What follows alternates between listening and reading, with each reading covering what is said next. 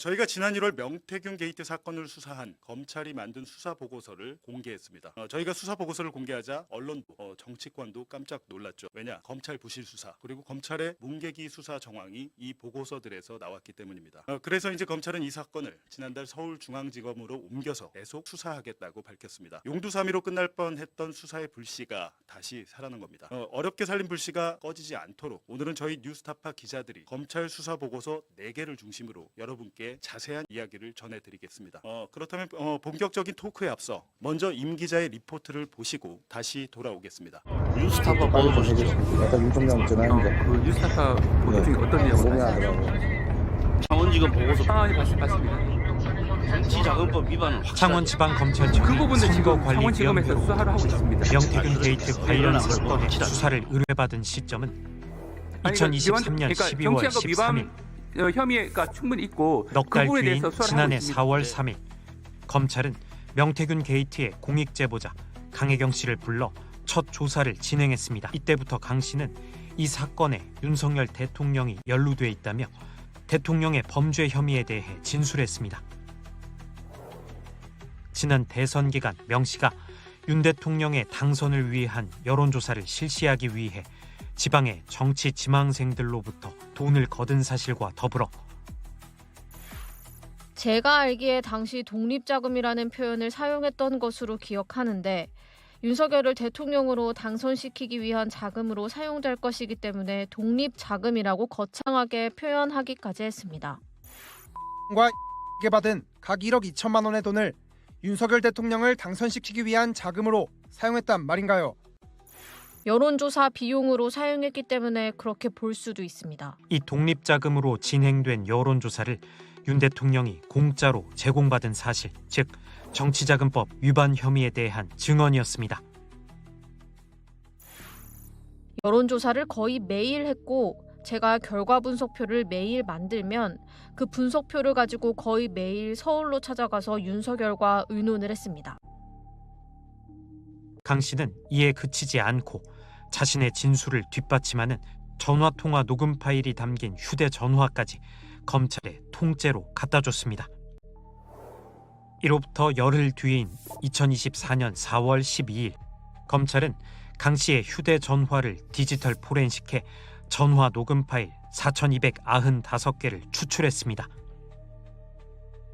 그런데 검찰은 여기서부터 이해하기 힘든 행보를 보입니다. 윤 대통령의 정치자금법 위반 혐의를 뒷받침하는 내용 대다수는 대선 기간에 이뤄진 전화통화의 녹음 파일에 담겨 있습니다. 그런데 검찰은 이 녹음 파일들은 전부 제외하고 대선 이후의 녹음 파일 100여 개만 살펴보기로 결정했습니다.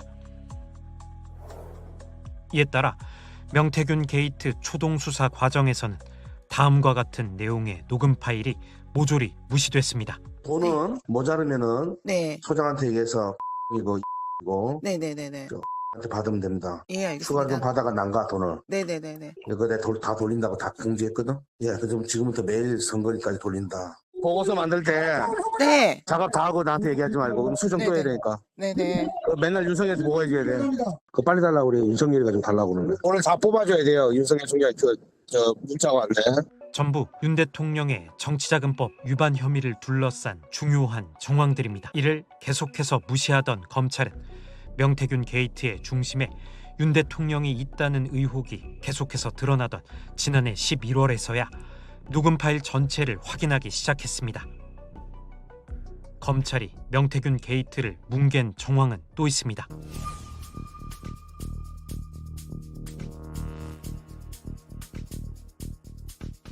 (2024년 4월) 강혜경 씨가 제출한 녹음 파일 4,200개 중 검찰이 취사 선택한 100여 개에도 드물지만 윤 대통령의 범죄 혐의를 엿볼 수 있는 정황이 있기는 했습니다. 정치자금법에 이어 이번에는 국회의원 공천 개입, 즉 공직선거법 위반 혐의와 관련된 내용입니다.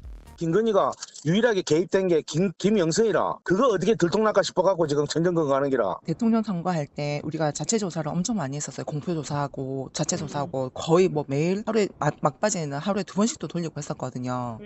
그래서 이제 그 김건희 여사한테 본부장님이 문을 받아오겠다고 저한테 청구서를 만들어라는 거에 조사했던 기용하고 네 인건비하고 등등 들어갔던 거를 청구서를 만들어라 하셔가지고 만들어서 드렸었어요. 돈 받아올게 꼭 받아올게 하고 서울 가셨거든요. 그 뒤로 말씀이 없으셨어요. 그리고 의원님 당선되고 나서 다른 사람들 와 있는 상황에서 내가 대선 여론조사하고 일절에 해가지고 만드는 그 공로로 해서 의원님 공천을 받아왔다 이렇게 얘기를 해버리는 거예요. 관련 실체를 규명할 의지가 있었다면 검찰은 곧바로 윤 대통령과의 통화 내역과 전화 녹음 파일 등이 들어있는 명 씨의 휴대전화 일명 황금폰부터 확보하기 위한 압수수색 등에 나섰어야 했습니다. 하지만 검찰은 손을 놓은 채 시간을 흘려보냅니다. 그렇게 반년 가까이가 흐른 지난해 9월 5일 명태균 게이트의 문을 여는 언론의 첫 폭로가 나옵니다. 그런데도 검찰은 움직이지 않았습니다. 추가로 한 달 가까이를 또 흘려보낸 뒤 9월 30일이 돼서야 검찰은 명 씨의 주거지 압수수색에 나섰습니다. 명 씨가 휴대전화 데이터 복구업체를 찾아 황금폰 속 윤 대통령의 범죄 혐의를 뒷받침하는 데이터를 복구하고 자신의 처남을 통해 이를 이미 빼돌린 뒤에야 이루어진 압수수색이었습니다.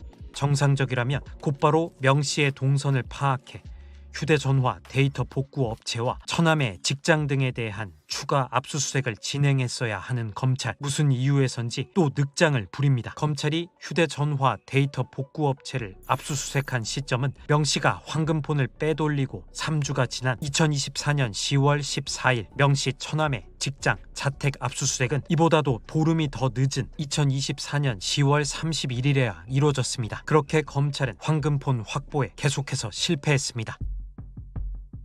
결국 2024년 12월 12일 명 씨가 스스로 검찰에 황금폰을 제출하기에 이릅니다.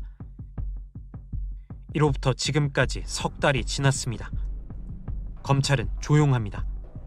황금폰에는 윤 대통령의 범죄 혐의와 관련한 증거가 없는 걸까?